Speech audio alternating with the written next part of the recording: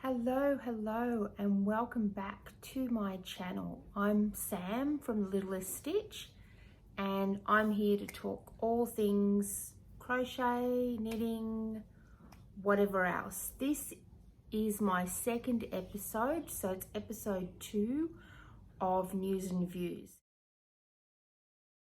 Yay, thank you everybody who has subscribed, who has shared, who has liked, all the comments that have come through, the suggestions that have come through. Obviously, I've got to give some credit to Gigi from gigimadeit.com. She has, through both her channel and through her Instagram, has very much lifted the amount of subscribers that I have. And along with her, her beautiful daughter Shelbey has also helped to lift up my subscribers. Adela from Lola Yarn Co, she has also helped to lift the support and the subscriptions. So I'm now sitting at somewhere around 107, I think. Some people might think that's really a small amount.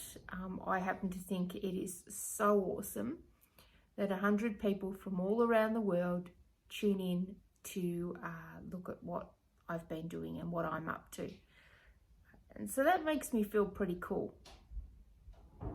So in the last 3 weeks or 4 weeks or whatever it's been, I have been busy making and finishing a cardigan, which I am proud to say I'm wearing today, and I think it's come out pretty fantastic. It's got a beautiful raglan sleeve, nice sharp raglan, and it just fits so nice and it feels so nice. The yarn is by the Great Ocean Road Mill. Unfortunately, you can't buy this yarn anymore. I managed to grab the last few skeins of this yarn, and I've used most of it now. I've still got a little bit left. I'm going to play around and see what I can make up with the bit that I do have left. I am extremely impressed with the yarn. The cardigan came out looking and feeling more like a jacket than a cardigan. Even just the way that the ribbing is, it's a bit thicker. The sleeves I made a bit less ribbing than what it suggested, and it's got a really lovely fitted kind of feel to it. It's very tailored, and it just feels like magic to wear. So I actually haven't taken it off today. I meant to take it off and put it away and, you know, not wear it throughout the day, just at home. But at the moment we are at home. We're at home. You know, today I've put clothes on. I'm fully dressed.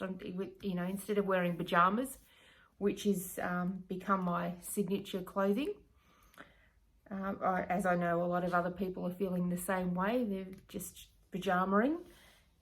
But I got completely dressed, did a live video this morning, and then obviously I've come on to record this video now. But I'm really happy with how this yarn is, and I don't know if you can quite see just the light little halo that forms on the top of these stitches. It's just beautiful. It started to peel a little bit, but just fine little tiny little bits, which is fine. I have a like a plug-in machine for that anyway, just to get those you know, just to bring it back to beautiful. I had planned it was going to be a little bit more fitted, but I'm okay with it because it does lean to a jacket. Jackets are supposed to be a little bit bigger, so I'm going with that. I did say I wasn't going to put anything else on the needles for a little while. I thought I was going to have a bit of a break, and then my daughter commented and wanted a jumper made like this with the same yarn. Now, from the Great Ocean Road Mill, they had sent me some other yarn as well, which I did want to try. And given the fact that she was after quite a rustic, earthy kind of rugged sort of jumper, I was leaning towards this other yarn that I had purchased from the Great Ocean Road Mill. This one you can get. So I'll show you what that looks like right now. Oh, and for those who want to know, this is the Winterfell Cardigan in Aran weight yarn. You won't recognize the cardigan because the signature part of the pattern is that it has some beautiful self-striping kind of lines that the stitches make. I didn't do that. For two reasons. The first reason is that I really didn't quite understand how to do that. And the second one is that I just wanted a plain cardigan that was going to be a timeless piece and that was going to last me for a very, very long time. If I look after it and it stays nice and all of that, you know, in 10, 15 years time, I can be putting the same cardigan on and everyone's, you know, I'm going to be walking around and it's not going to look like it's dated. So yeah, so that's a big deal for me to have, whether I make them or whether I buy them, articles of clothing that will actually take me through years and years of wear and, you know, looking nice. And I think this ticks both of those boxes. So this is Megan's jumper. So what I have done is I did actually look on Ravelry for a jumper. I'll just show you. I'm going to get nice and close because it really does. It's got a beautiful, I think, a beautiful stitch definition. Certainly the yarn is actually much thicker. It's a little coarser. So compared to this, to knit with, it's a little harder on the hands. But it is, once it's knitted, it is just beautiful. So it has the most beautiful structure. I feel like this jumper is going to be exactly what my Megan wanted. So I've adapted this pattern after looking on Ravelry. I flicked through so many pages. I, you know, altered my search. There was a few that almost made it. The only thing was that the necklines were wider. So yeah, so they're the only instructions now I've got, is that she wants it boxy, so I'm not going to bother shaping the body at all. She wants it a bit cropped, so she wants it probably just to sit sort of just below her waist, where I suppose where she might have her jeans do up, and then and the sleeves need to not be shaped. So my sleeves have been shaped. So, and I like that. I actually am it's probably the thing I like about this the most, is that it has the sleeve shaping and it has the body shaping. So the body is very slightly, it comes in and then it does lean out just a titch. I actually love that. I think that I could have actually made this cardigan about that much shorter, which would have meant that I would have had the right amount of yarn to finish it perfectly. I had to get more yarn in the end, and thank you to Isabel and Nick for scraping the bottom of the barrels to find me the odd little bits and pieces that they had left, because it was a discontinued yarn. I've got to say it's a real shame, because had I known that this yarn was around, I think I would have bought up quite a bit of it, because I just think it's beautiful. I think it's absolutely beautiful. But yeah, well, I'll keep going on that. I reckon I'll be finished it by the time I catch you guys next time. But that's been my exciting thing. So crochet wise, I haven't really done anything apart from a couple of test crochet things for some stuff that's coming up. I haven't really picked up the hook. It's not for whatever reason I'm fighting it. I just don't particularly want to pick it up at the moment. So yeah. I did show you the blanket that's behind me in my last video. That was the last make I finished to completion. I have got some ideas about some other crochet blankets that I would like to make for myself from my own patterns. I have about 4 patterns of little squares that I have made up. Haven't had them tested, but I have worked them quite a few times myself. I think they're terrific patterns and they would make a really lovely blanket. So I may end up releasing them all together at some point, but I also don't know that they all go together. I'll have to really think on that a little bit more. The rest of what I've been doing, I've been continuing with my little sock. This yarn is by the Purl Box. Its colour is Outback. I have made numerous mistakes on this sock, but I'm just continuing because there are no holes. It's just more about me missing certain spots. Can't remember whether I did this or did that, but I'm just pressing through. Then this will be my second complete pair of socks. The sock pattern is the Shorty sock pattern by, Denise from Earthtonesgirl. Highly recommend you buying the pattern. Higher than that, recommend you going and looking at her YouTube videos. She's got the sock school up on YouTube. I've got to say, actually, Denise is actually my favourite teacher.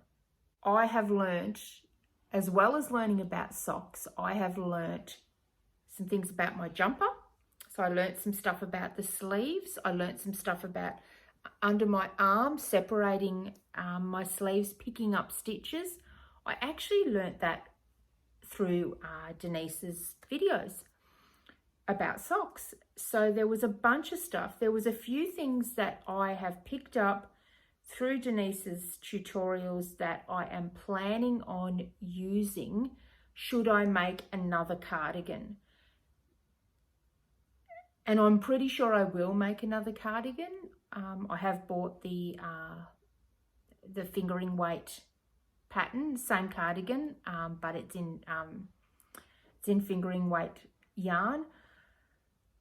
There's a couple of things that Denise does in her pattern, her sock pattern, that I thought might transfer across to knitting the cardigan.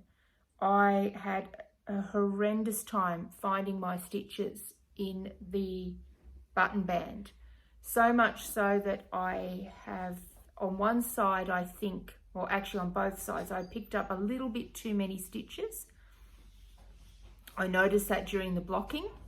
The blocking, it took some very, very creative movement from my part to get these two front panels to sit properly. And that was my fault.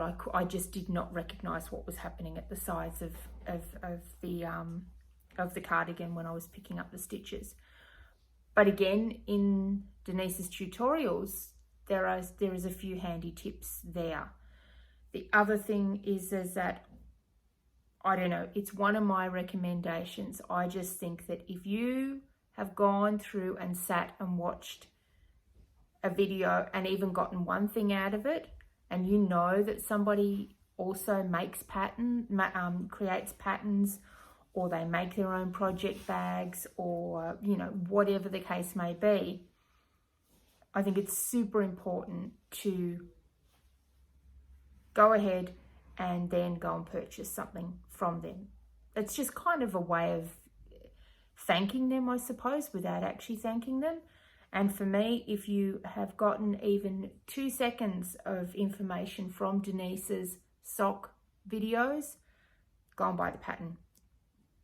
Go and buy the pattern. Do yourself a favour and buy the pattern. I'm telling you now that they are quick. So even if you're someone that, you know, gets a bit funny about second socks, you know, I don't want to make a second pair of socks, they come out so quickly that you can make a second pair. I'm not someone that normally likes to make more than one of anything, but little things are okay, I think.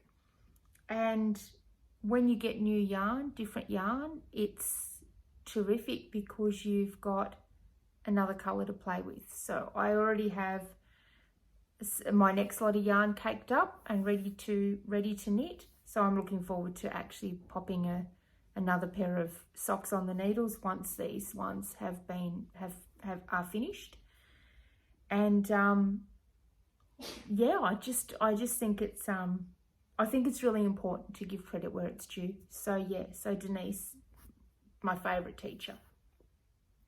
I think she's brilliant, and I'm not an easy person to teach. I don't know that I learn like a lot of other people, so I am a bit tricky to teach. So yeah, so that's been the last few weeks in terms of my making. A few other things, I guess, have happened, you know, throughout the week. We're heavy into term 2 of school, and of course, like everyone else in the world, we're schooling at home. They're calling it remote learning, so that's what they're doing. So as opposed to homeschooling, which is completely different, they are remote learning. And I've got to say, I'm pretty proud of my 2 guys. They have just taken it on, gone with it, and you know, just thriving really and doing all the things that they need to do. They seem relatively happy, enthusiastic, and I don't know, as a parent, I don't know what else is more important than being, you know, a happy person and, you know, enthusiastic. So I'm pretty proud of them. I think that they're doing really well under the circumstances. And so yeah, so that's that. I had my first wholesale order. So Julie from Little Woollie, I will pop her name up at the bottom somewhere. She reached out to me and asked me if I would make her some scrappy patchy bags, and I was delighted. She didn't give me much of a brief other than she just wanted six colourful scrappy bags. I love it when people approach you like that, because that's someone that recognises an artist, really. I like nothing better than being given free range and just, you know, this is roughly the size that they want and this is how they want it. So I spent a lot of time on the bags. I took a whole day just creating the fabric for the outside of the bags. Any patchworkers out there, my imaginary hat is tipping off to you at the moment. I think it's amazing the work that goes into putting, you know, different pieces of fabric together, because it's not just popping all your fabric in and then it works. It's making sure that the colours together sit relatively harmoniously together. So it took me all day, and there were pieces that didn't make it. There were pieces that sort of were already pieced up but didn't quite work with what I was going for. And yeah, it's amazing. They all look a little vintage, even though some of them have modern fabrics in them. Some of them have vintage fabrics in them that I don't know exist anymore at all. So I have quite a varied collection of fabrics that I've sourced myself, or I have had given to me by different people. A large amount of my fabrics recently were donated to me by Mary from Patch and Quilt. I'll pop her name down below. She has the most beautiful shop, very local to me. And whenever I'm buying any sorts of fabrics, I'm always buying them from Mary's shop. People have often commented on how lovely my fabrics are, and I would attribute that to Mary. Most of the time she actually picks them out as well, because I just say to her, I just want some blue fabric and this is the amount I need, and then she'll say, is this okay? And she'll have already cut it, and I'll say, yeah, it's fine. And then I get it and I bring it home. So 6 bags are now probably, I'm hoping they've been delivered, or that they've gotten to Julie, and I'm hoping that they've hit her shop, and I'm hoping that they've all sold out, and then I'm hoping that she sends me another order for more bags. Moving forward for me, just in the next little while, I'm going to really try to flesh out my designing and see where that takes me. At times it is a little tricky to do through the day, so you know, getting that balance of, you know, trying to concentrate and then being interrupted, sometimes that's tricky, but I can always play around with the pieces of fabric and the yarn and go from there. So yeah, and that pretty much just about rounds me up for today. If you like this video, if you haven't already subscribed, please do. And comment. I read every comment. I respond to everyone. I love hearing what you've got to say. So if you've got any suggestions, please let me know, either in the comments or send me a message. I am on Instagram and Facebook as the Littlest Stitch. And yeah, I think that's just about it. So yeah, I look forward to seeing you next time. And that was News and Views episode 2. I'll see you when I see you next time. All right, bye.